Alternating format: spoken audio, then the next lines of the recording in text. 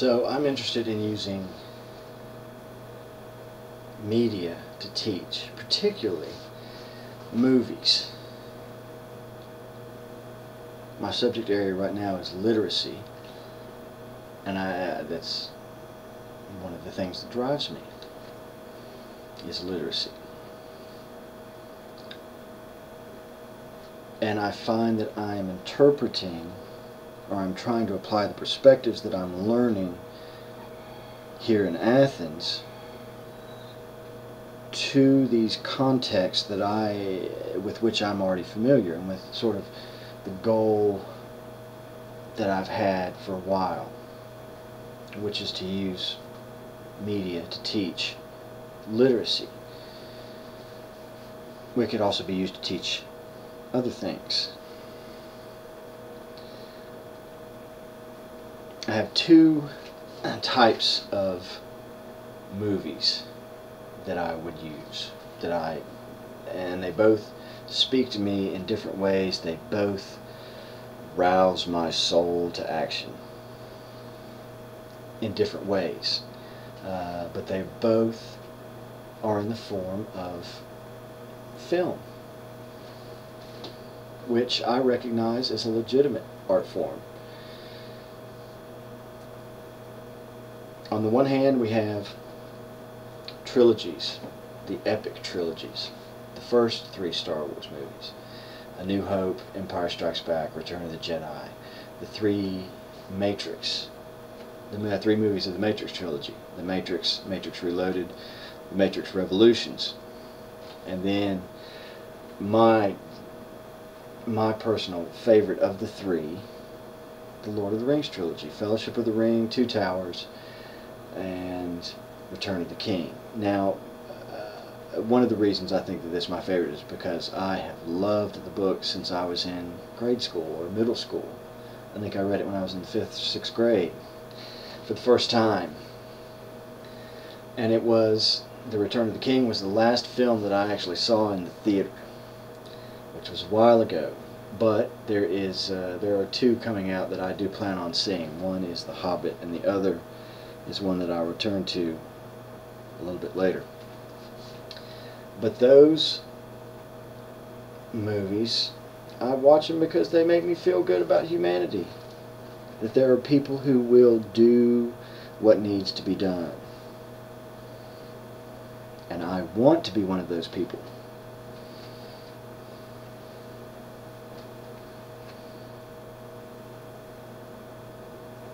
So how do I get in my own way? Well, Joseph Campbell says the first thing that has to be done is the crossing of the first threshold. It's the crossing of the first threshold. And I seem to have, I thought I had done it when I went to the interview for the program at Athens. That to me was the crossing of the threshold. Just to go down for the interview. Then when I found I was accepted, I flipped. Oh, it was fantastic. It's exactly where I wanted to be.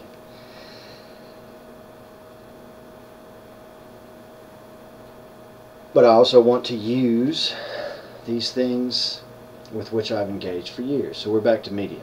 We've got the Lord of the Rings, the Matrix, Star Wars.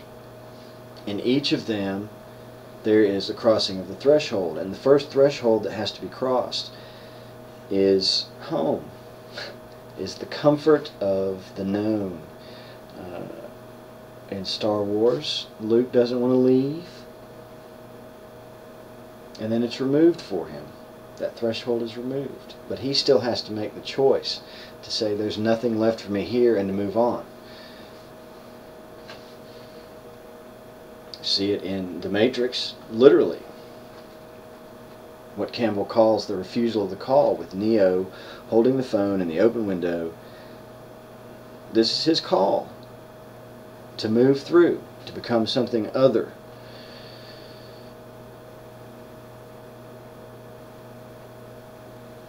And he doesn't do it. And then when he has the opportunity again, he takes it. And then you see it in Lord of the Rings. literally with Samwise. As they're leaving the cornfield, he stops, and Frodo turns around to look, and he says, "If I take one more step, it'll be the furthest away from home I've ever been." But that's what you have to do to start the adventure. You can't. You have to go forth. You have to go forth. Milton, one of my influences. "I cannot praise a fugitive and cloistered virtue that never sallies forth to seek her adversary." And that's one of the characteristics of these heroes, that they just are willing to take that step, and they're willing to go, and they're willing to do what has to be done. Some of the most stirring scenes are the battle scenes in Lord of the Rings, when they ride up and they're just outnumbered 100 to 1, 1,000 to 1. But they ride on, and you see that in the Two Towers. When Theoden, who has recently been released from a spell in which he was not himself, has returned to being king and returned to being leader. And he asks Aragorn, who is in the movie is yet uncrowned, and is with him in this dire place. He says, "What can men do? What can we do against such reckless hate?" Ride out and meet them. Ride out and meet them. Where does that come from? Where does that come from? Because that's what I see lacking in leaders today. At least the leaders that we see on the news. That I see on the news. You ride out, what can men do against such reckless hate? You ride out and meet them. And they do, and they do, and they win. That's the heroic for me. That's the heroic. That's what I would like to be.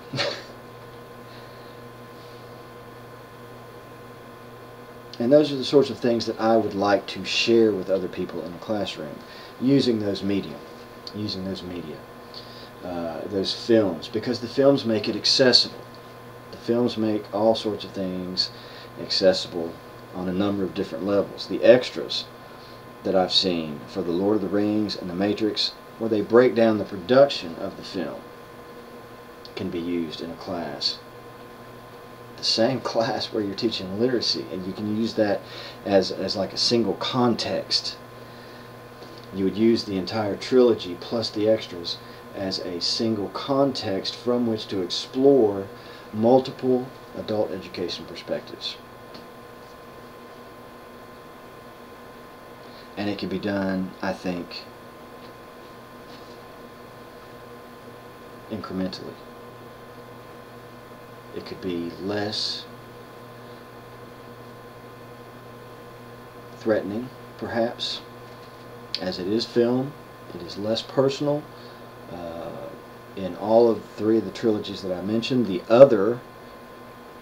uniform are the stormtroopers, the machines, and the Agent Smith, all in their uniforms, their jackets and ties. And then in The Lord of the Rings, it's the orcs. It's all of those.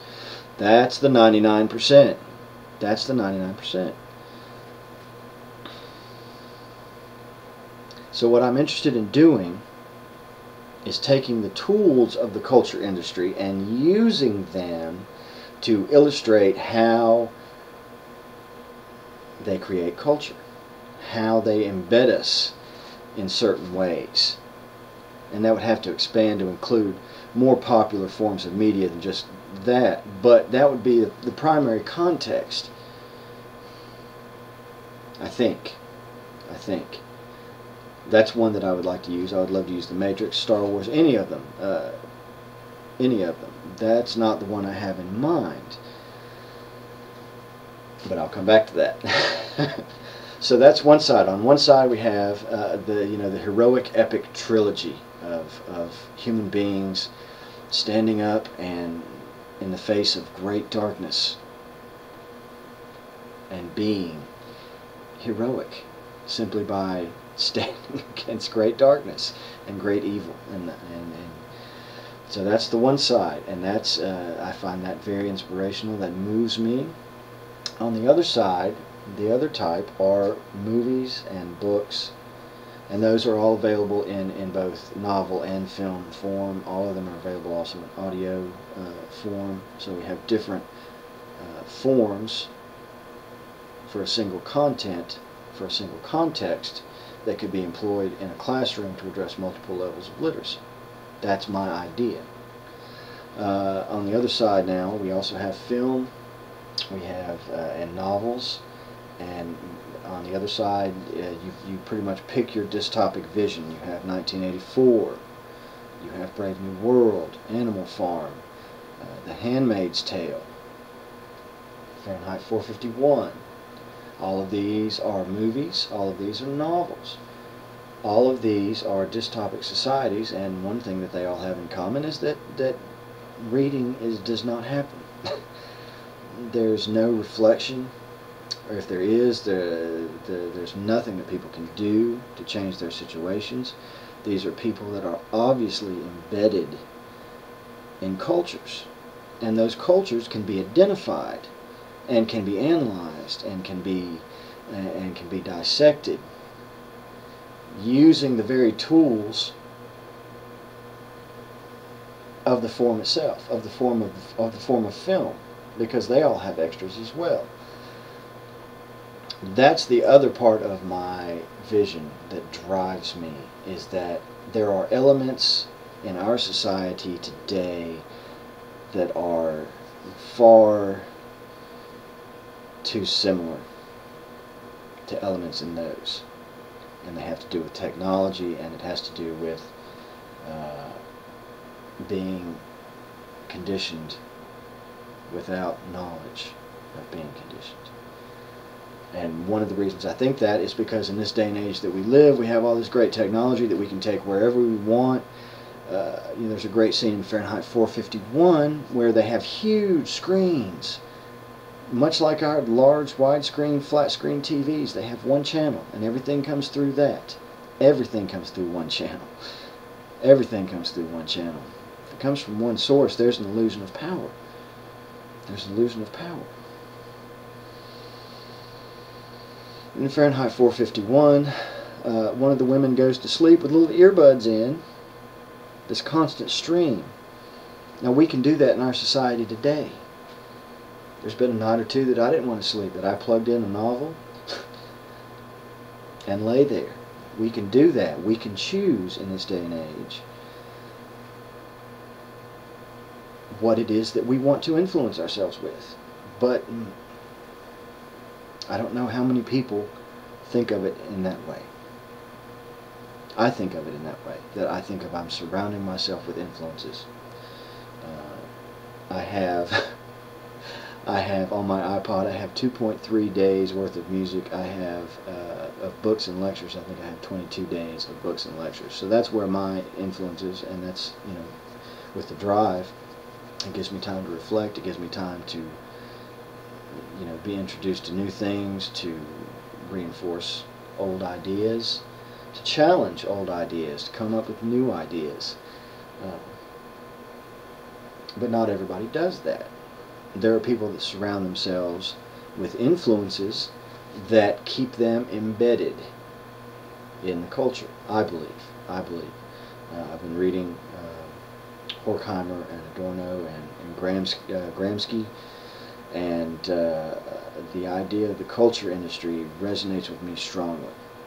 And so that's sort of my interest. So I see in those dystopic societies that they have been constructed and controlled by use of media, among other things, to control a populace, to control a people,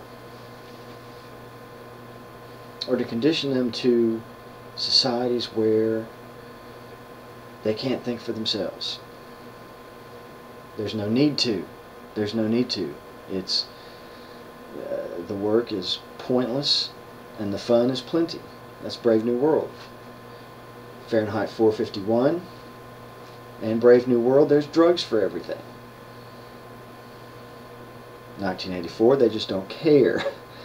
I mean, it's, you know, they change the truth as they want. So it doesn't matter. 2 plus 2 doesn't equal 4. 2 plus 2 doesn't equal 4 in that kind of society. It equals whatever they say it does. What kind of a society is that? I don't want to live in that society. So on the one side we have the heroic. On the other side we have the dystopic. So I guess part of what I am